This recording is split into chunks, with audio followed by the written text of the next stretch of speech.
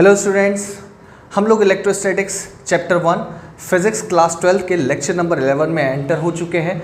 आज के इस लेक्चर में कुछ खास होने वाला है क्योंकि सीबीएसई का एक इम्पॉर्टेंट डेरिवेशन है यहाँ पर जो सीबीएसई में कई सालों से पूछा जा रहा है। अच्छा, यहाँ पर हम लोग देखने जा रहे हैं सबसे पहले कि इलेक्ट्रिक डायपोल क्या होता है, डायपोल मोमेंट्स क्या होते हैं, और फिर हम लोग जानेंगे कि उस इलेक्ट्रिक डायपोल की एक्सियल और इक्वेटोरियल पोजीशन पे इलेक्ट्रिक फील्ड का डेरिवेशन कैसे किया जाता है, और कुछ न्यूमेरिकल्स भी साथ में देखेंगे। चलिए सो इस लेक्चर को स्टार्ट।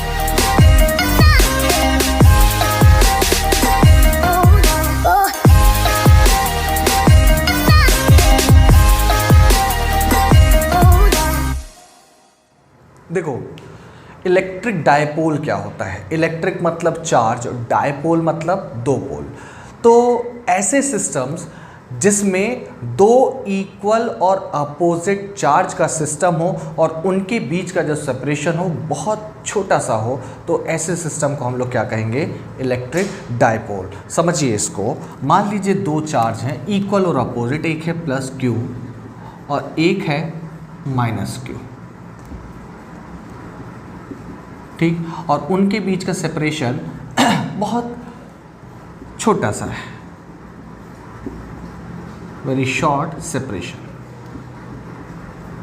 ठीक। तो इस सिस्टम को हम लोग क्या कहेंगे, दैट इज इलेक्ट्रिक डायपोल, ठीक है। अच्छा, जनरली कहाँ यूज़ होता है, आपने भी देखा होगा केमिस्ट्री के अंदर यूज़ होता है, ठीक है। आपको भी लग रहा होगा यार दो इक्वल और अपोजिट चार्जेस हैं तो ऑब्वियस बात है ये डिस्टेंस क्यों बच रही है, ये तो ख़त्म हो जानी चाहिए। तो मैं आपको बता दूं केमिस्ट्री के अंदर क्या होता है कि हम लोग जो डिस्टेंस लेते हैं वो इंटर न्यूक्लियस डिस्टेंस लेते हैं, ठीक है। तो अगर ये आपका डेल पॉजिटिव एटम है और ये डेल नेगेटिव है, ठीक है, वो आपका कुछ भी हो सकता है, इलेक्ट्रोनेगेटिव या कुछ भी, सो हमेशा डिस्टेंस ये वाली ली जाती है। तो यही इसी डिस्टेंस को हम लोग ये वाला कंसिडर कर रहे हैं, ठीक है। चलिए हम लोग इस केमिस्ट्री में तो नहीं जाएंगे, फिजिक्स में इसको समझना है। तो अब आपको समझ में आ गया होगा कि very short distance equal opposite charges होने के बाद भी, अट्रैक्शन होने के बाद भी ये ख़त्म क्यों नहीं होता है। ओके, सो इस सिस्टम को हम लोग क्या कहेंगे, इलेक्ट्रिक डायपोल। अब इसकी स्ट्रेंथ नापना हो,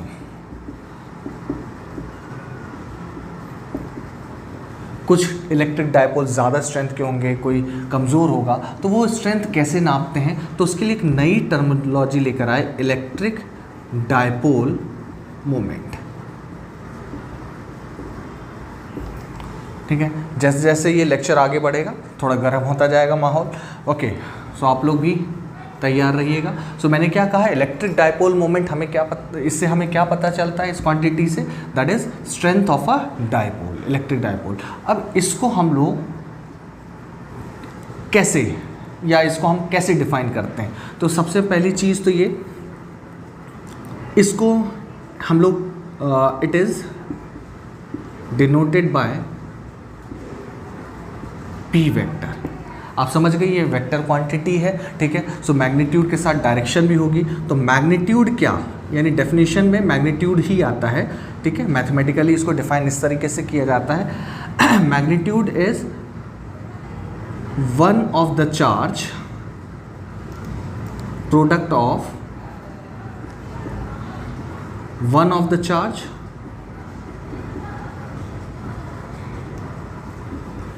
ठीक, and separation between them, separation between the charges,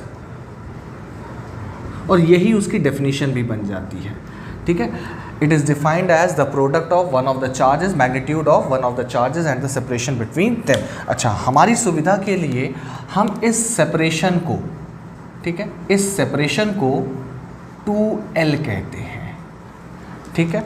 तो क्योंकि आगे चल के आपको पता चलने वाला है जो भी डिस्टेंस होगी वो डायपोल के सेंटर से नापी जाती है, तो इधर से भी वो L हो जाएगा और इधर से भी वो डिस्टेंस कितनी हो जाएगी, L हो जाएगी। तो डेरिवेशन थोड़ा आसान हो सके उसके लिए हम लोग क्या सेपरेशन क्या लेते हैं, 2L। और याद रखिएगा 2L क्या है, बहुत शॉर्ट सेपरेशन, बहुत छोटी वैल्यू होती है, ठीक है। सो याद रखिएगा, electric dipole moment it is defined as the product of magnitude of one of the charges and the separation between the charges, ठीक है। अच्छा, सो इसको मैं मैथमेटिकली लिखूंगा P vector is equal to क्या, Q, यानी कोई सा एक चार्ज का मैग्नीट्यूड इनटू डिस्टेंस। तो सेपरेशन कितना है उनके बीच में, हम लोग ने लिया है 2L वेक्टर, क्योंकि ये P वेक्टर है तो इसको भी 2L वेक्टर, ठीक है, वेक्टर फॉर्म में लिख रहे हैं। इसका क्या मतलब है आपको पता है, ये आपका कैसी क्वांटिटी है, स्केलर क्वांटिटी है, और ये वेक्टर है, तो वेक्टर की डायरेक्शन फिर किससे डिसाइड होगी, 2L वेक्टर से, याद रखिएगा ये चीज़, ठीक है। अच्छा, डायरेक्शन हमेशा याद रखना, डायपोल मोमेंट की direction from negative charge to positive charge की तरफ ली जाती है। प्लीज़ ये चीज़ याद रखिएगा, हमेशा इलेक्ट्रिक डायपोल की डायरेक्शन कहाँ से कहाँ, नेगेटिव चार्ज से पॉजिटिव चार्ज की तरफ ली जाती है। अगर मैं इस डायरेक्शन, इस डायपोल की बात करूँ तो डायपोल मोमेंट जो होगा वो ऐसा होगा। This is the symbol of dipole.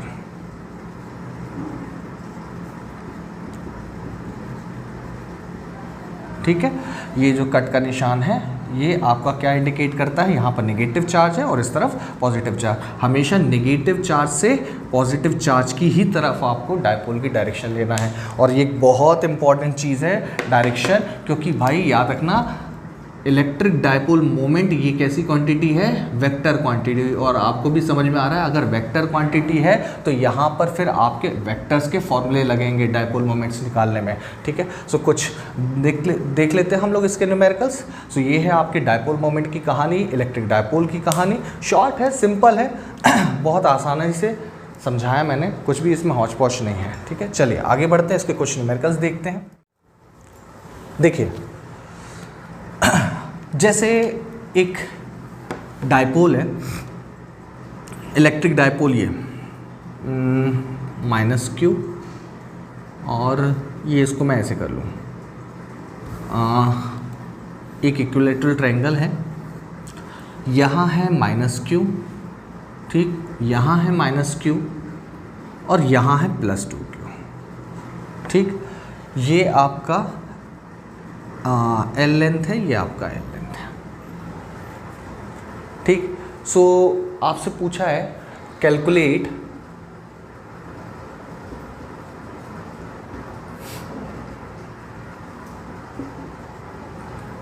Dipole moment of the system. ठीक है, तो आप देखिए यहाँ पर कितने डायपोल्स पॉसिबल हैं वो आपको चेक करना है। सबसे पहले तो डायपोल में दो इक्वल और अपोजिट चार्जेस होते हैं। ठीक है, और दूसरी चीज़ सेपरेशन बहुत कम, तो सेपरेशन हम लोग यहाँ पर नेग्लिजिबल मान सकते हैं, उससे कोई दिक्कत नहीं है। तो यहाँ पर कितने पॉसिबल डायपोल्स हैं ये चेक कर लीजिए। तो डायपोल में इक्वल और अपोजिट चार्ज, तो आप देख रहे ये जो +2Q है इसको मैं +Q और +Q मान सकता हूँ। ठीक है, और आप देखो इसका और इसका एक डायपोल बन जाएगा। ठीक है, जिसकी डायरेक्शन कहाँ से कहाँ होगी, ये। ठीक है, सो इसके P1 की वैल्यू क्या होगी, Q इंटू कोई सा एक चार्ज। ठीक है, डायपोल मोमेंट में क्या चाहिए, कोई सा एक चार्ज का मैग्नीट्यूड और सेपरेशन बिटवीन देम। ठीक है, और इसका और इसका एक डायपोल बन जाएगा। बात समझ में आ रही है, तो इसका ये हो जाएगा आपका, ठीक। Okay, so this is P2 vector. इसका मैग्नीट्यूड क्या होगा, तो कोई एक चार्ज यानी ये भी Q होगा इनटू L होगा।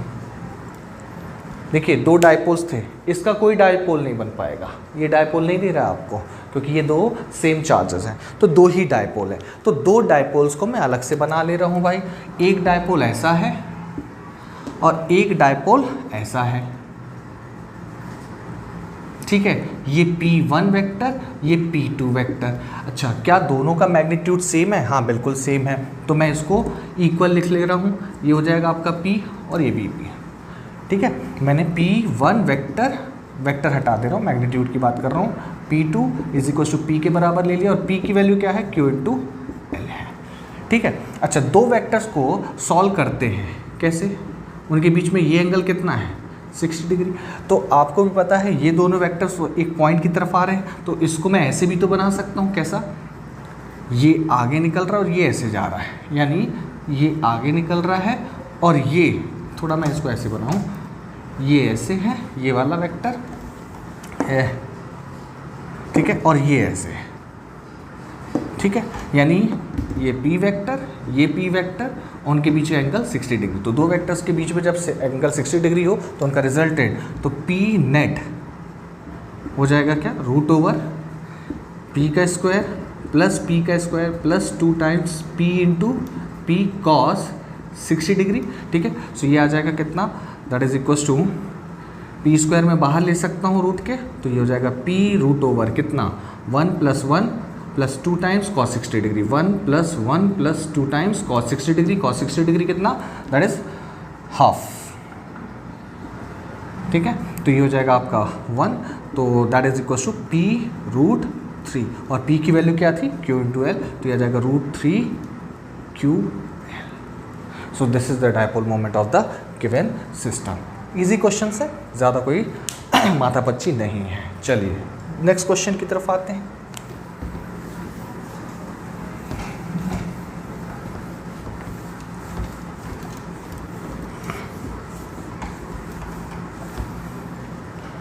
थोड़ा ध्यान रखिएगा कि डायपोल मोमेंट जो है उसकी डायरेक्शन हमेशा कहाँ से, -q से +q की तरफ हो, ठीक है। अच्छा अब देखो मान लीजिए ये आपका x एक्सिस ये y एक्सिस है, एक आपका चार्ज ये रखा है, दिस इज -2q, ठीक है, और एक चार्ज आपका यहाँ कहीं रखा है, दैट इज़ -q, और यहाँ पे रखा है आपका ओरिजिन पे रखा है 3q, ठीक है। बोला है CBSE का एक क्वेश्चन है, उसी को मॉडिफाई किया है मैंने, नेट डाइपोल मोमेंट या इसको नेट p फाइंड करना है, कैलकुलेट कर लोगे। चलिए आप इसको वीडियो को पॉज करके इसको ट्राई करिएगा, ठीक है। अच्छा हाँ, एक चीज़ और मैं मिस कर रहा हूँ, ये जो है ये लेंथ और ये लेंथ दोनों a है, और पॉजिटिव y एक्सिस से इस वाले सिस्टम ने 30 डिग्री बनाया है, ठीक है। सो आपको कैलकुलेट करना है, ठीक है। आप वीडियो को पॉज करके इसको सॉल्व कर लीजिएगा, मैं इसको सॉल्व कर देता हूँ। देखिए सो भाई यहाँ पर कितने डायपोल्स दिख रहे हैं, 2 डायपोल्स हैं, एक ये डायपोल है और एक ये डायपोल। अगर मैं इसको 2 पार्ट में कर दूँ, इसको डायपोल बनाना होगा तो इसको +2q और q के फॉर्म में कन्वर्ट करना पड़ेगा, ठीक है। सो q वाला इसके साथ और 2q वाला इसके साथ, तो देखिए 2 डायपोल्स कैसे, एक डायपोल ये आ जाएगा, that is p equals to p1 कर लो q इंटू a, ठीक है, और एक डायपोल आपका ये आ जाएगा माइनस से इधर, ठीक है। सो ये हो जाएगा p2 vector is equal to क्या, तो 2q चार्ज है इंटू,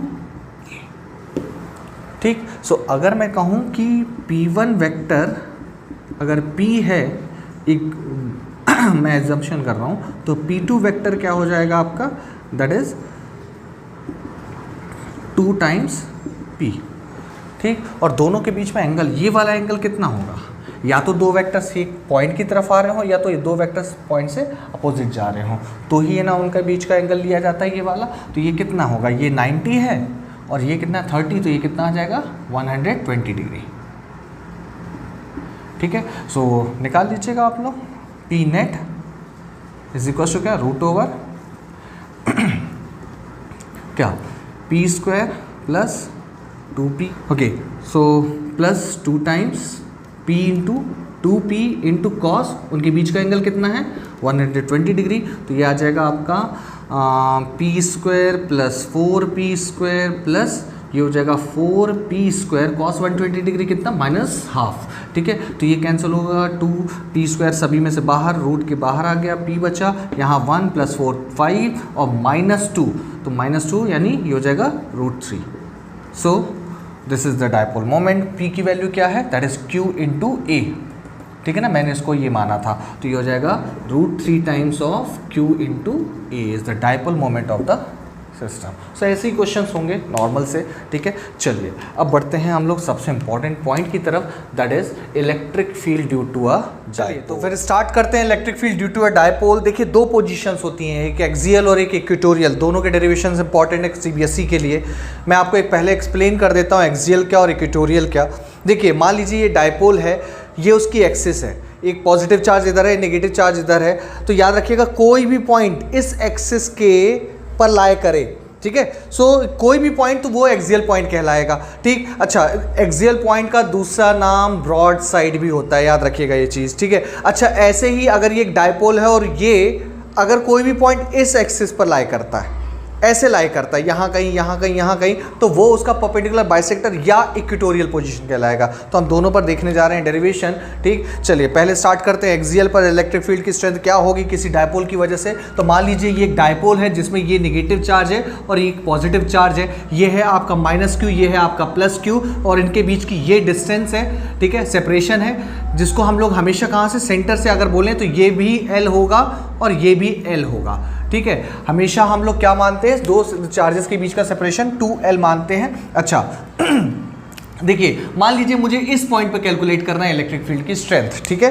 डेरिवेशन इस पॉइंट पर निकालने का है इलेक्ट्रिक फील्ड, ओके। सो इस पॉइंट पर इलेक्ट्रिक फील्ड किसकी वजह से होगा भाई, इसकी वजह से भी होगा और इसकी वजह से भी होगा। और हम लोग एक बात जानते हैं कि अगर लीगल वे में बात की जाए तो अभी तक हमारे पास इलेक्ट्रिक फील्ड स्ट्रेंथ नापने का सिर्फ एक ही फॉर्मूला है, वो है पॉइंट चार्ज का, क्या, KQ/R², ठीक है। सो डायपोल अब एक दूसरा हम कहें सिस्टम है जिसका इलेक्ट्रिक फील्ड हम कैलकुलेट करने जा रहे हैं। बाकी सब तो हम लोग ने एप्लीकेशंस देखी थी कूलम्स लॉ की, ठीक है। चलिए सो यहाँ पर ये पॉइंट चार्ज है, ये पॉइंट चार्ज है, तो ये वाला पॉइंट चार्ज इस पॉइंट पर इलेक्ट्रिक फील्ड लगाएगा, उसकी डायरेक्शन देख लेना। ये वाला चार्ज इस पॉइंट पर इलेक्ट्रिक फील्ड लगाएगा, दोनों का फॉर्मूला वही, क्योंकि भाई पॉइंट चार्ज का फॉर्मूला यही रहता है। चलिए अब आते हैं हम लोग इस कंप्लीशन पे। सो ये है पॉजिटिव चार्ज, तो पॉजिटिव चार्ज ने इस पॉइंट पर इलेक्ट्रिक फील्ड लगाई होगी। तो सबसे पहली चीज तो ये वाला जो पॉइंट है हमेशा कहां से नापना है, कोई भी पॉइंट, चाहे आप परपेंडिकुलर बाइसेक्टर पे लो चाहे आप एक्सिस पे लो, हमेशा डिस्टेंस उस पॉइंट की कहां से निकालना है, सेंटर ऑफ डायपोल से। ये बात भूलिएगा, ठीक है। सो ये है आपका R, याद रखिएगा, ठीक है ना। अच्छा सो अब देखिए इसको मैं फर्स्ट चार्ज कहूँ, इसको मैं सेकेंड चार्ज कहूँ। फर्स्ट चार्ज ने इलेक्ट्रिक फील्ड पॉजिटिव है, पॉजिटिव चार्ज से इलेक्ट्रिक फील्ड हमेशा बाहर की तरफ, तो ये हो जाएगा आपका E1। नेगेटिव चार्ज का इस पॉइंट पे इलेक्ट्रिक फील्ड कहाँ की तरफ होगा, टुवर्ड्स द चार्ज, तो ये हो जाएगा आपका E2, ठीक है। अच्छा अब एक चीज़ और देखिए हमेशा कि भाई पॉइंट चार्ज का जब हम लोग इलेक्ट्रिक फील्ड निकाल रहे होते हैं तो हमारे को क्या चाहिए होता है, दैट इज़ Q, और दूसरा क्या, डिस्टेंस, ठीक है। सो यहाँ देखिए इस पॉइंट की इस पॉइंट से डिस्टेंस, इस पॉइंट चार्ज से डिस्टेंस, तो हम कहेंगे ये वाला जो सेपरेशन होगा ये कितना होगा। तो देखिए ये R था, उसमें से ये L है, ठीक है, समझ रहे क्या बोल रहा हूँ मैं, ये R था, ये L है, तो बचा हुआ डिस्टेंस कितना होगा, दैट इज R-L, ठीक। ऐसे ही इस पॉइंट से, इस चार्ज से इस पॉइंट तक की डिस्टेंस कितनी होगी, तो हम कहेंगे ये R है और ये कितना L, तो ये वाला डिस्टेंस क्या हो जाएगा, दैट इज R+L, ठीक है। अच्छा अब एक एक की इलेक्ट्रिक फील्ड निकालते हैं भाई। Electric field at P due to, ये पॉइंट P है ना, ड्यू टू पॉजिटिव चार्ज, तो कितना होगा भाई, तो हम कहेंगे उसको E1 बोला है और वो हो जाएगा KQ, मैग्नीट्यूड क्या है Q डिवाइडेड बाय डिस्टेंस क्या है यहाँ से यहाँ तक का, तो हम कहेंगे R-L, तो R-L का स्क्वायर। इसको इक्वेशन नंबर 1। ऐसे ही E2, ये किसका होगा, नेगेटिव चार्ज के इलेक्ट्रिक फील्ड, ठीक है, नेगेटिव चार्ज के इलेक्ट्रिक फील्ड एट P, तो हम कहेंगे क्या, नेगेटिव चार्ज का मैग्नीट्यूड कितना है Q, भाई कहते सिंबल नहीं लेंगे ना, क्यों नहीं लेंगे, क्योंकि डायरेक्शन ले चुके हैं इलेक्ट्रिक फील्ड की, डिवाइडेड बाय डिस्टेंस, डिस्टेंस कितना है यहाँ से यहाँ तक का, दैट इज R+L, ये हो जाएगा R+L का square. So this is equation number 2। अब दो वेक्टर्स हैं, इलेक्ट्रिक फील्ड एक वेक्टर क्वांटिटी है और दो वेक्टर्स हैं, तो उनका रिजल्टेंट जब भी वो 180 डिग्री पर हो तो क्या, तो हम कहेंगे E1 - E2 होगा या तो E2 - E1 होगा। अब यहाँ पर बात आ रही कि E1 - E2 लेंगे या E2 - E1 लेंगे, तो हम कहेंगे भाई जो बड़ा हुआ इनमें से, तो जो बड़ा होगा कौन सा दिख रहा है, तो E1 का मैग्नीट्यूड ये है, E2 का मैग्नीट्यूड ये है, दोनों का न्यूमरेटर जो है वो सेम है, लेकिन डिनोमिनेटर देखिए इसका कम है, मतलब E1 क्या होगा, ज़्यादा होगा। तो यहाँ पर मैं लिख दे रहा हूँ E1 is greater than E2, so E net E at axial, ये क्या निकल रहा है, एक्सियल पर इलेक्ट्रिक फील्ड, तो E axial is equal to क्या हो जाएगा, E1 माइनस E2। ध्यान दीजिएगा कि यहां पर जो मैं डेरिवेशन कर रहा हूं उसमें मैंने क्या रखा है, यहां पर पॉजिटिव चार्ज, और पॉइंट जो है, पॉइंट P जो है वो पॉजिटिव चार्ज की तरफ है, तो यहां पर डोमिनेट कौन करेगा, पॉजिटिव चार्ज। अगर यही मेरा डायपोल ऐसा होता, यानी नेगेटिव चार्ज मैंने इधर रखा होता, तो P पॉइंट पे डोमिनेट कौन करता, नेगेटिव चार्ज, और नेगेटिव चार्ज की इलेक्ट्रिक फील्ड कहां होती, ये बात समझ में आ रही। तो नेगेटिव इस बार अगर नेगेटिव चार्ज इधर होता तो नेट इलेक्ट्रिक फील्ड आपकी इस तरफ आती, बात समझ में आई, क्योंकि ये वाली इलेक्ट्रिक फील्ड बड़ी होती। क्यों बड़ी होती, क्योंकि नेगेटिव चार्ज के लिए ये डिस्टेंस कम है। अभी इस केस में क्या होगा, इस केस में पॉजिटिव चार्ज के पास है ये P पॉइंट, और क्योंकि ये डोमिनेट करेगा तो इसकी इलेक्ट्रिक फील्ड बड़ी होगी, यानी E1, इसकी इलेक्ट्रिक फील्ड कहां की तरफ, बाहर की तरफ, तो इसकी इलेक्ट्रिक फील्ड बड़ी होगी, तो नेट इलेक्ट्रिक फील्ड कहां आएगा, तो हम कहेंगे जो E एक्सियल की डायरेक्शन होगी वो ये होगी। ये समझ में आई बात। अगर यही डायपोल उल्टा होता तो E एक्सियल की डायरेक्शन इस तरफ होती। ध्यान रखना, न्यूमेरिकल्स और कॉन्सेप्चुअल क्वेश्चंस में ये चीज काम आएगी, ठीक। सो चलिए, तो E1 और E2 की वैल्यू हम लोग ये वाली ले जाके वहां पे पुट करते। देखिए जो कॉमन है उसको मैं निकाल दे रहा हूं, KQ कॉमन है, अंदर क्या बचेगा, 1/r माइनस एल का square minus 1/r plus L का स्क्वायर। ओके चलिए सॉल्व करते हैं उसको, और कुछ भी नहीं है, जो समझना था वो समझ लिया हम लोग ने, बस अब यहां पर बस सॉल्व करने की बात ही है, ठीक है ना। r प्लस एल का square minus r minus L का होल स्क्वायर डिवाइडेड बाय, नीचे में क्या लिख सकता हूं, इसको लिख सकता हूं r माइनस एल का स्क्वायर रखूं, कॉमन है, तो मैंने क्या करा, ये होल स्क्वायर बना दिया इसका। देखिए फॉर्मूला बन रहा है नीचे, इसलिए मैंने ऐसा लिखा है, ठीक है। अच्छा ऊपर मैं खोल दूं इसको, तो ये हो जाएगा क्या, KQ क्या r square plus L square plus 2RL, और यहां से क्या माइनस के साथ आएगा, minus r square minus L square, और ये हो जाएगा प्लस 2RL। नीचे क्या आ जाएगा, a minus B A plus B, यानी r square minus L square का होल स्क्वायर, ये जहां देखिए कैंसिल हो रही चीजें, ठीक है। अच्छा 2RL प्लस 2RL, ये हो जाएगा 4RL, तो ये हो जाएगा E axial is equal to क्या, KQ 4RL डिवाइडेड बाय क्या, r square minus L square का होल स्क्वायर। बात समझ में आ रही है। अच्छा 4RL को मैं ऐसे लिख सकता हूं 2r इंटू 2l, अरे बात समझो यार, 2r इंटू 2l लिख सकता हूं। क्यों लिख रहा हूं ऐसा, क्योंकि भाई मेरे को ये 2l और q का एक फॉर्मूला है, दैट इज डायपोल मोमेंट, तो ये हो जाएगा q इंटू 2l क्या, p की वैल्यू, तो बचा क्या 2r, तो मैं उसको लिख रहा हूं 2 into k into r into 2 q into 2l कितना आया, p डिवाइडेड बाय क्या, r square minus L square का होल स्क्वायर, और यही है आपका E एक्सियल का फॉर्मूला, ठीक है। जनरली ये वाला फॉर्मूला हम इस्तेमाल नहीं करते हैं, क्योंकि हमारे को दिया रहता है शॉर्ट डायपोल, ठीक है, शॉर्ट डायपोल दिया रहता है जनरली न्यूमेरिकल्स में, क्वेश्चंस में, ठीक है। सो शॉर्ट डायपोल का मतलब होगा कि R जो होगा वो मच लार्जर देन L होगा, यानी ये वाली जो डिस्टेंस होगी जहां पर आपको इलेक्ट्रिक फील्ड फाइंड करनी होगी, उसकी डिस्टेंस जो होगी यानी R की वैल्यू होगी, इनके बीच का जो सेपरेशन होगा उससे कहीं ज्यादा होगी, तो उस केस में हम लोग इसको नेग्लेक्ट कर सकते हैं, इसको नेग्लेक्ट कर सकते हैं। आप देखो इसको नेग्लेक्ट करिएगा तो ये क्या हो जाएगा, एल स्क्वायर गायब, और यहां से क्या आर स्क्वायर की पावर स्क्वायर, यानी क्या हो जाएगा आर की पावर 4, और ऊपर देखिए एक आर वेट कर रहा है, ठीक। तो ये हो जाएगा आपका E एक्सियल, जो जनरल फॉर्मूला है जो हम लोग जनरली इस्तेमाल करेंगे, 2kp by r cube. So this is the final formula, ठीक है। सो यहां पर सबसे इंपॉर्टेंट चीज जो याद रखने वाली है वो ये कि डायपोल के लिए इलेक्ट्रिक फील्ड जो है वो inversely proportional to r cube होती है, ठीक है। अच्छा अभी हम लोग ने देखा था पॉइंट चार्ज की जो इलेक्ट्रिक फील्ड होती है वो inversely proportional to r square होती है, और यहां पर r क्यूब है, ठीक है। सो यहां पर बहुत इंपॉर्टेंट चीज है क्या, वो एक ग्राफ, ठीक है। सो याद रखिएगा, अगर ग्राफिकल स्टडी में करूं E वर्सेस R की, तो ये अगर पॉइंट चार्ज के लिए ग्राफ है, ठीक है, क्योंकि इनवर्सली प्रोपोर्शनल का ग्राफ यही होगा, ठीक है। तो जैसे जैसे इनवर्सली प्रोपोर्शनल में पावर बढ़ती जाती है, यानी r स्क्वायर ये आपका 1/r स्क्वायर का है,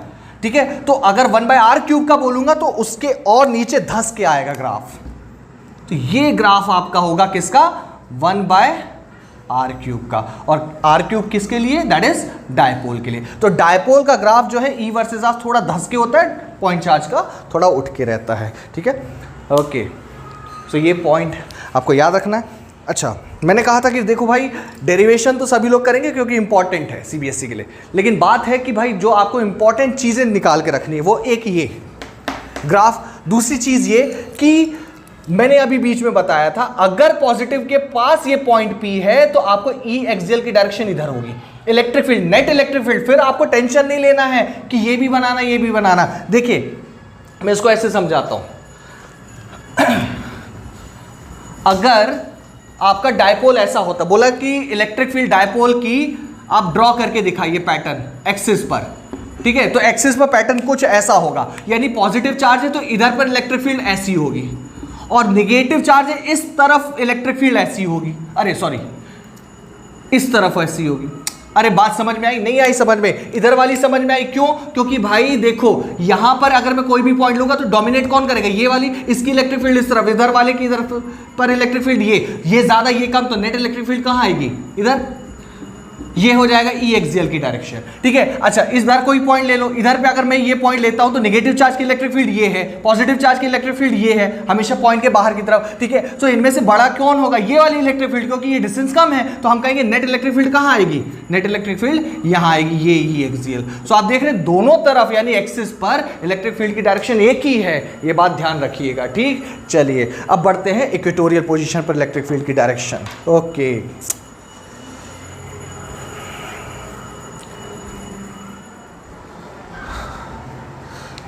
चलिए, सो अब नेक्स्ट वाला देख लेते हैं equatorial. So electric field due to dipole at equatorial position. मैंने अभी बताया था आप लोगों को इक्वेटोरियल पोजीशन का दूसरा नाम क्या? Perpendicular bisector position. चलिए डायग्राम जरा देखिएगा, इंपॉर्टेंट है ये वाला डायग्राम। ओके सो मैंने मान लिया यहाँ पर एक पॉजिटिव चार्ज है और यहाँ पर एक नेगेटिव चार्ज है डायपोल का, this is plus Q and this is minus Q and there is separation which is L and, ठीक है।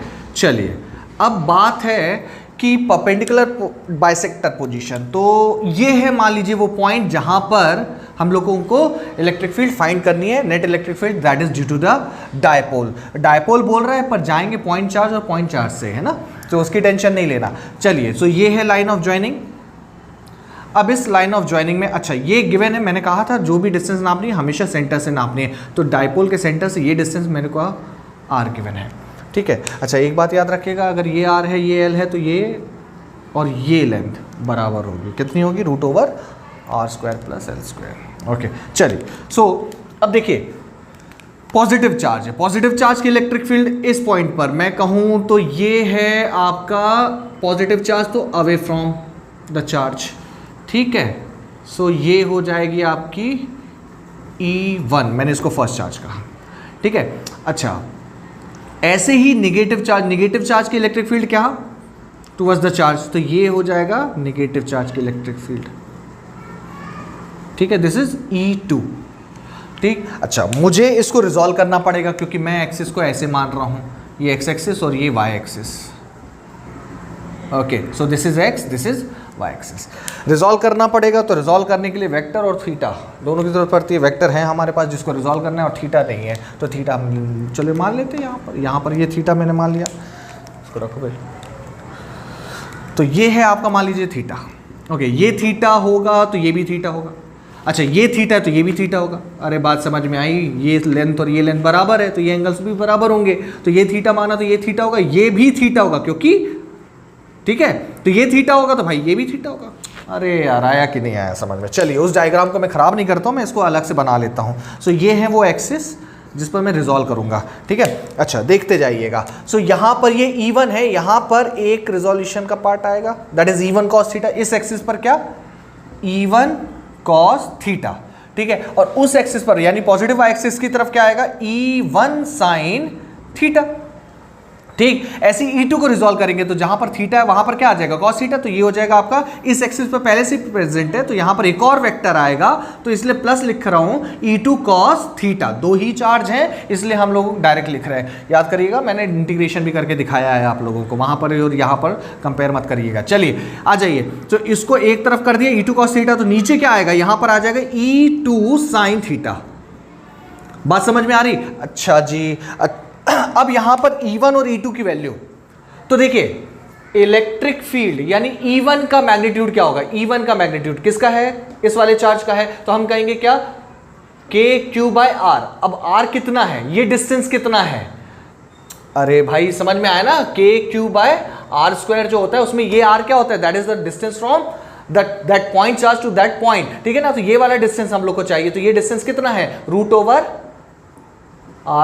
प्लस L², ठीक है। सो ये हो जाएगा आपका √R² प्लस L² का होल स्क्वायर, ये E1 की वैल्यू हो गई, ठीक है। ऐसे ही E2 यानी इसकी इलेक्ट्रिक फील्ड किस पॉइंट पर, P पॉइंट पर, ये पॉइंट P है यार, ठीक है ना, इस पॉइंट पर इलेक्ट्रिक फील्ड, तो E2 क्या हो जाएगा, that is due to the negative charge, but magnitude कितना है उसका, अभी भी Q है, डिवाइडेड बाय डिस्टेंस ये कितना है, अरे यार ये डिस्टेंस और ये डिस्टेंस बिल्कुल बराबर था, तो ये हो जाएगा आपका क्या, √R² प्लस L² का होल स्क्वायर। तो आप देख रहे हैं यहां से E1 और E2 बराबर आ रहे हैं, यानी मैग्नीट्यूड वाइज E1 और E2 क्या है, बराबर है, ठीक है। और अगर ये मैग्नीट्यूड वाइज बराबर है तो आप देख रहे हैं साइन थीटा और साइन थीटा यानी ये कैंसिल हो जाएंगे, यानी हमने कहा कि पॉजिटिव वाई एक्सिस या नेगेटिव वाई एक्सिस पर जो वेक्टर्स है वो एक दूसरे को कैंसिल करेंगे। सो नेट इलेक्ट्रिक फील्ड आपकी वाई एक्सिस पर नहीं होने वाली है, नेट इलेक्ट्रिक फील्ड आपकी कौन सी एक्सिस पर होगी, एक्स एक्सिस पर, ठीक है। सो अगर मैं आपसे बोलूं E एट इक्वेटोरियल, यहां लिखना पड़ेगा क्योंकि ये कैंसिल हो गए तो आपका वाई एक्सिस पर नेट इलेक्ट्रिक फील्ड भी कैंसिल हो जाएगा। सो नेट इलेक्ट्रिक फील्ड आपका किस पर आएगा, सिर्फ एक्स एक्सिस पर, ठीक है। सो हमने ई इक्वेटोरियल निकालना है, दैट इज इक्वल टू क्या, E1 cos theta plus E2 cos theta, ठीक है। अच्छा E1 और E2 दोनों का मैग्नीट्यूड सेम है, तो मैं इसकी जगह एक ही रख दूं तो ये आ जाएगा आपका 2E1 cos थीटा। देखिए डेरिवेशन खत्म हो गया, जो समझना था वो यहां समझना था और जो कैंसिल हो रहा था वो समझना था। सो यहां पर देखिए 2E1, तो 2 इंटू E1 की वैल्यू क्या है, कोई सी भी वैल्यू पुट कर दो, KQ बाय, ये कैंसिल हो रहा है, रूट से स्क्वायर है ना, तो R² plus L² into cos theta.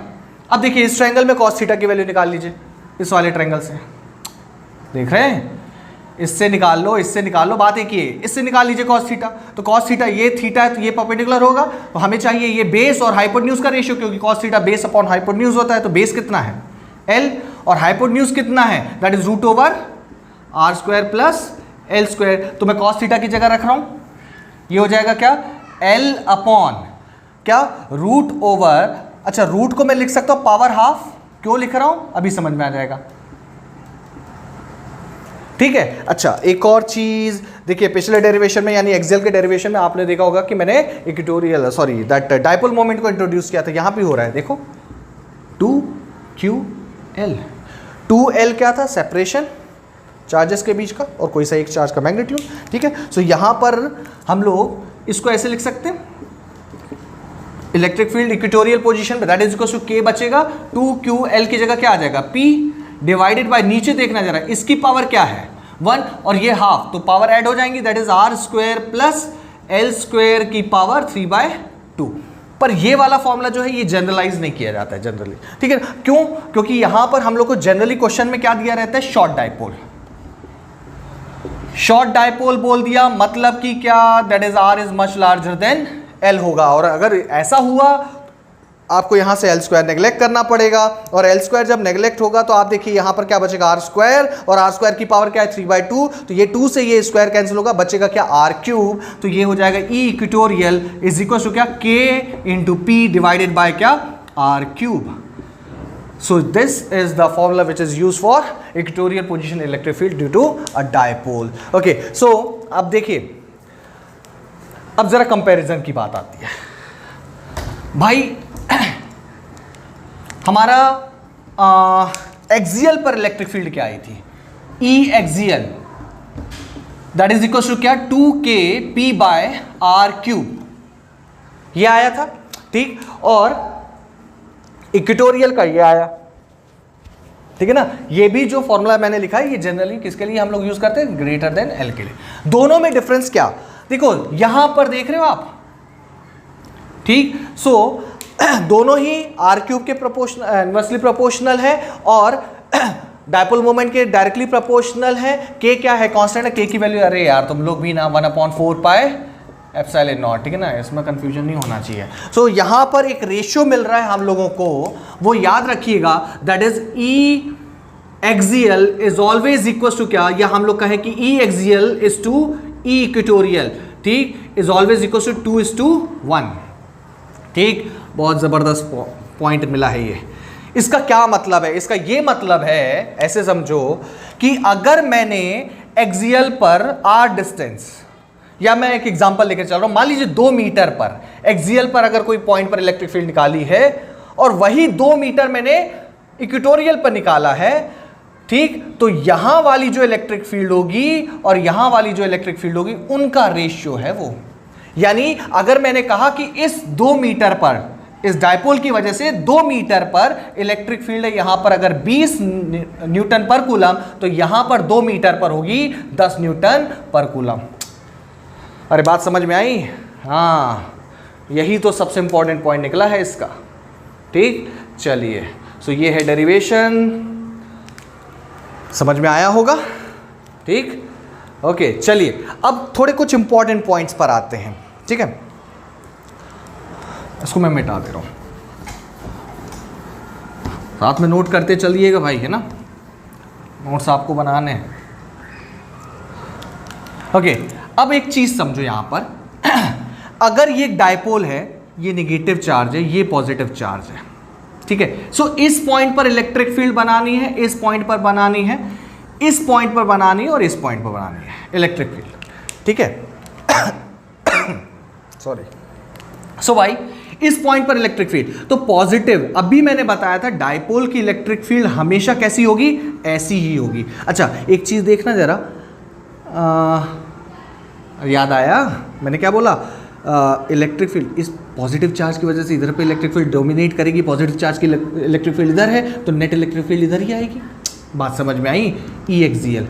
ऐसे यहाँ पर आ जाओ भाई, यहाँ पर नेगेटिव चार्ज की डोमिनेट करेगी इलेक्ट्रिक फील्ड, नेगेटिव चार्ज किस तरफ है तो ये हो जाएगी ई एक्सियल, ठीक है। अच्छा, एक चीज ध्यान दीजिएगा, डायपोल मोमेंट की डायरेक्शन कहां से कहां की तरफ होती है? नेगेटिव चार्ज से पॉजिटिव चार्ज की तरफ। क्या बोला मैंने? नेगेटिव चार्ज से पॉजिटिव चार्ज की तरफ। तो देखिए जरा, एक्सियल की भी इलेक्ट्रिक फील्ड डायपोल मोमेंट, इसीलिए हम लोग क्या लेते थे, अब आपको सवाल का जवाब मिला कि P की डायरेक्शन हमेशा नेगेटिव से पॉजिटिव इसलिए ली जाती थी क्योंकि एक्सिस पर पड़ने वाले किसी भी पॉइंट पर इलेक्ट्रिक फील्ड क्या होती है?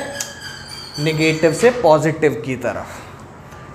बात समझ में आई? हाँ, कुछ सवालों के जवाब फिजिक्स में पेशेंस रखने पर मिल जाते हैं। अच्छा, इधर आ जाइए, चलिए ज़्यादा बात नहीं करिए, इधर देखिए। सो पॉजिटिव चार्ज, इस पॉजिटिव चार्ज की इलेक्ट्रिक फील्ड यहां पर भाई ऐसी, अरे समझे, पॉजिटिव चार्ज की इलेक्ट्रिक फील्ड, नेगेटिव चार्ज की इलेक्ट्रिक फील्ड ऐसे, अरे मैं रफ बना ले रहा हूं, ठीक है। सो इसको रिजॉल्व करेंगे, एक इधर आएगा, एक इधर आएगा, इधर आएगा, इधर कहाँ आएगा, इधर आएंगे, इधर आएगा, इधर आएगा, ठीक है। और आपको भी पता है, अभी हम लोगों ने प्रूफ किया है कि ये दोनों कैंसिल कर जाते हैं, तो नेट इलेक्ट्रिक फील्ड कहां आ रही है? इस पॉइंट पर, ये,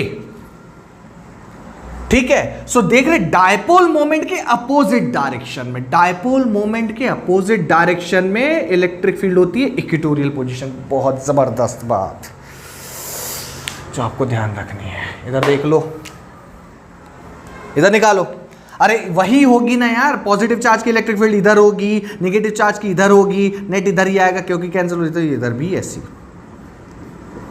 यानी इक्वेटोरियल पर हमेशा डायपोल मोमेंट के अपोजिट डायरेक्शन में और एक्सियल पर हमेशा डायपोल मोमेंट के सेम डायरेक्शन में। ये आपको याद रखना है, ठीक है, पहली चीज। अच्छा यार रुको यार, ओके चलिए, एक और पॉइंट यहां से जो निकल के आ रहा है वो बहुत इंपॉर्टेंट है। देखिए, हम लोग ये जानते हैं अगर इलेक्ट्रिक फील्ड की डायरेक्शन ऐसी हो और पॉजिटिव चार्ज रखा हो तो पॉजिटिव चार्ज पर हमेशा फील्ड की डायरेक्शन में फोर्स लगता है। क्यों? क्योंकि जहां से इलेक्ट्रिक फील्ड निकलती है वहां पर हम लोग ये मानते हैं पॉजिटिव एक दूसरे को रिपेल करते हैं। अगर यहीं नेगेटिव चार्ज रखा होता तो वो इधर फोर्स लगता, ठीक है। और हम लोग ये भी जानते हैं फोर्स इज इक्वल टू क्या? Q इंटू ई होता है। तो हम कह सकते हैं for the same charge force is directly proportional to electric field strength, ठीक। सो चलिए ये वाला पॉइंट यहाँ पे ध्यान रखिएगा। मान लीजिए इस पॉइंट पे मैंने एक प्रोटॉन रखा और एक इस पॉइंट पे प्रोटॉन रखा, ठीक है। अच्छा, सो पूछा भाई कि बताओ किस पॉइंट पर, यानी एक्सियल पर, इक्वेटोरियल पर कहाँ फोर्स ज़्यादा होगा या एक्सलेरेशन ज़्यादा होगा या फॉर द सेम डिस्प्लेसमेंट किसने टाइम ज़्यादा लिया होगा, ये सारी चीज़ें हो सकती है। कॉन्सेप्ट समझो, कॉन्सेप्ट समझो। क्या भाई ये बताओ इन दोनों में से किस, अच्छा ये साफ बोला है कि ये डिस्टेंस सेम है, ये डिस्टेंस सेम है, ठीक है ना, तो दिख नहीं रहा होगा पर मानिए, ठीक है ना, for same value of R, ठीक है। सो ये डिस्टेंस सेम, ये डिस्टेंस सेम, तो कहां पर फोर्स ज्यादा लग रहा होगा, तो हम जानते हैं भाई E axial for the same value of R, E axial is greater than E equatorial, वो दिखा, ठीक है। और अगर ऐसा है तो हम कहेंगे कि एक्सियल पर जो प्रोटॉन रखा होगा उस पर फोर्स जो होगा वो ज्यादा होगा किससे, इक्वेटोरियल पोजीशन पे रखे हुए प्रोटॉन से, for the same value of R. और अगर ऐसा होगा तो हम कहेंगे acceleration, force is directly proportional to acceleration, तो एक्सियल पोजीशन पर जो एक्सेलरेशन होगा वो ज्यादा होगा इक्वेटोरियल पोजीशन से, एक्सेलरेशन से। और हम लोग जानते हैं एक्सेलरेशन अगर ज्यादा होगा तो डिस्प्लेसमेंट भी ज्यादा होगा for same value of time, या अगर बोलते कि टाइम सेम है या डिस्प्लेसमेंट सेम है तो टाइम कम लगेगा। बात समझ में आ गई, ठीक है, वो आप देख लीजिएगा उसके हिसाब से, ठीक है। तो अगर आपसे बोला जाए कि ये प्रोटॉन यहां रखा है, ये प्रोटॉन यहां रखा है, प्रोटॉन कहां की तरफ बढ़ रहा होगा, तो हम लोग जानते हैं प्रोटॉन पर फोर्स कहां लगेगा, इलेक्ट्रिक फील्ड की डायरेक्शन में। तो यहां प्रोटॉन, एक्सियल पे प्रोटॉन रखोगे तो ऐसे चलेगा, चाहे इधर रख दो तो ऐसे ही चलेगा क्योंकि इलेक्ट्रिक फील्ड की डायरेक्शन में। और अगर इधर प्रोटॉन रखोगे तो ये प्रोटॉन आपका ऐसे ट्रेवल करेगा, ठीक है, परपेंडिकुलर बाइसेक्टर में डायपोल मोमेंट के अपोजिट डायरेक्शन में और एक्सियल में डायपोल मोमेंट के सेम डायरेक्शन में, ठीक है। और अगर इलेक्ट्रॉन होगा तो जस्ट अपोजिट, क्योंकि इलेक्ट्रॉन का, ठीक। चलो एक जल्दी से न्यूमेरिकल देख लेते, थोड़ा लेवल वाला। ओके चलिए भाई, तो ये है क्वेश्चन। बोला गया है कि एक डायपोल रखा है, इलेक्ट्रिक डायपोल, ओरिजिन पर with angle 45 degree with negative x axis, positive x axis से, ठीक है ना। अच्छा, और आपको टी पॉइंट पर नेट इलेक्ट्रिक फील्ड फाइंड करनी है, ठीक है। अच्छा जी, शॉर्ट डायपोल है, ठीक। सो डायपोल मोमेंट गिवन है, हाँ डायपोल मोमेंट गिवन है। तो भाई देखो इस क्वेश्चन को कैसे करेंगे, तो ये उसका एक्सियल है या इक्वेटोरियल पोजीशन है, हम कहेंगे कुछ भी नहीं है।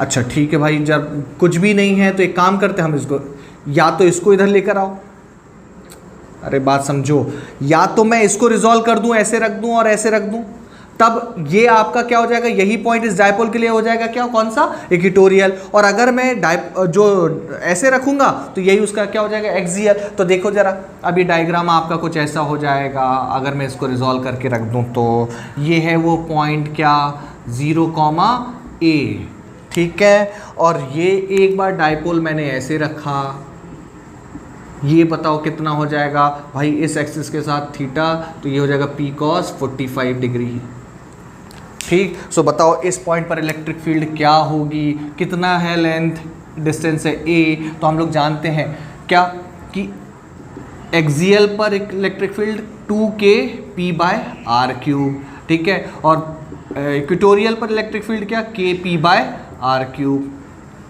ठीक है। सो इस पॉइंट पर इलेक्ट्रिक फील्ड क्या होगी, तो हम कहेंगे E at t is equal to, ठीक है, यहाँ पर मैंने इसको कहा दैट इज ये इक्वेटोरियल वाला होगा, इज इक्वल टू क्या हो जाएगा, इक्वेटोरियल वाला फॉर्मूला k p/r, r कितना है a, यहाँ पर p कौन सा वाला, ये वाला नहीं रखेंगे तो ये हो जाएगा p cos 45 डिग्री यानी 1/√2। भाई इसकी वजह से ना, इस पॉइंट पर, इसकी वजह से थोड़ी ना इस पॉइंट पर, तो हम इसको रिजॉल्व करेंगे फिर उसकी वजह से बताएंगे। आई बात समझ में, सो कुछ भी नहीं है यार, ऐसे ही दूसरा देख लो, इसका एक और रिजोल्यूशन किस एक्सिस पर आएगा, इस एक्सिस पर आएगा ऐसे, ठीक। ये हो जाएगा क्या, p sin 45 डिग्री, और ये है वो पॉइंट कौन सा, 0,a, that is t point, ठीक है। तो इस पॉइंट पर अब इलेक्ट्रिक फील्ड क्या हो जाएगी, E at t point that is due to axial, ठीक है। अच्छा यहाँ पर डायरेक्शन मैंने नहीं बताया, डायरेक्शन बताओ, आप बताओ। डायपोल अगर ऐसा है, डायपोल मोमेंट ऐसा है, तो इक्वेटोरियल पे डायरेक्शन कैसी होगी, ये यानी ये हो जाएगा ET कौन सा वाला, इक्वेटोरियल वाला, उसकी डायरेक्शन। ऐसी इस पॉइंट पर ये है आपका, अब कौन सा पॉइंट हो जाएगा, एक्सियल वाला हो जाएगा। तो एक्सियल पर डायरेक्शन कैसी होगी, एक्सियल पर डायरेक्शन डायपोल मोमेंट के डायरेक्शन में, यानी ये, सो ये हो जाएगा E at t that is due to axial, ठीक है। तो ये हो जाएगा आपका क्या, इसका मैग्नीट्यूड तो हम कहेंगे 2kp cos नहीं sin 45 डिग्री, ये भी कितना होगा 1/√2 डिवाइडेड बाय क्या, डिस्टेंस कितना है सेंटर से, तो a क्यूब। ठीक, अच्छा सो 2 पॉइंट्स, एक ही पॉइंट पर 2 वेक्टर्स, तो हम कहेंगे एक ऐसा है और एक ऐसा है। ठीक है, ये आपका इक्वेटोरियल, ये आपका एक्सियल। तो बताओ भाई 2 वेक्टर्स 90 डिग्री पर तो रिजॉल्व करेंगे, क्या बोलते हैं यार, रिजल्टेंट कैसे निकालेंगे, that is E@t is equal to root over equatorial का स्क्वायर एक्सियल वाले का स्क्वायर। तो देखिए क्या आ रहा है, kp/a क्यूब तो बाहर आ जाएगा, अंदर क्या बचेगा, इक्वेटोरियल के 1/√2 का स्क्वायर यानी 2 1/2 प्लस एक्सियल पे ये 2 और /√2 यानी ये √2 हो जाएगा, तो √2 का स्क्वायर। ठीक है, सो ये हो जाएगा आपका √2 का स्क्वायर यानी दैट इज इक्वल टू 2। ठीक है, सो ये कितना आ जाएगा, that is 5/2। So E@t point is 5/2 kp/a cube. So this is the answer. अच्छा, आप लोगों को